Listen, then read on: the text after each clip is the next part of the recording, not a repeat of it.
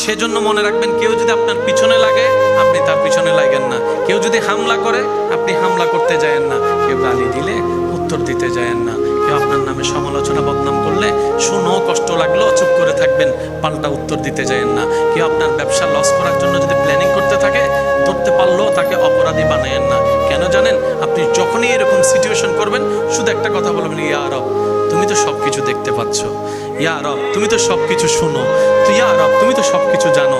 আল্লাহ আমি তোমার দিকে তাকাই, তোমার হুকুমের অপেক্ষা করছি। আমার হাত আছে, আমি তাকে মারবো না। আমার মুখ আছে, আমি তাকে বাজে কথা বলবো না। আল্লাহ আমার সব আছে, তার ক্ষতি করার জন্য 100 জন মানুষ কিনে মারতে পারবো, আমি সেটা করবো না, কারণ করলে তো তুমি নারাজ হবা। আল্লাহ আমি তোমাকে খুশি করতে চাই, তোমাকে রাজি করতে চাই, দুনিয়া আমার দুশমন হোক আমি তোমাকে রাজি করতে চাই। একবার বলে দেখেন, দেখেন আল্লাহ পাক আপনার পক্ষ হয়ে এমন এমন কাজ করবে যেখানে কোনো প্রমাণও থাকবে না, জয় আপনার হয়ে যাবে, সম্মান আপনার হয়ে যাবে, রিজিক আপনার বরাদ্দ হয়ে যাবে বেশি আকারে। সুবহানাল্লাহ।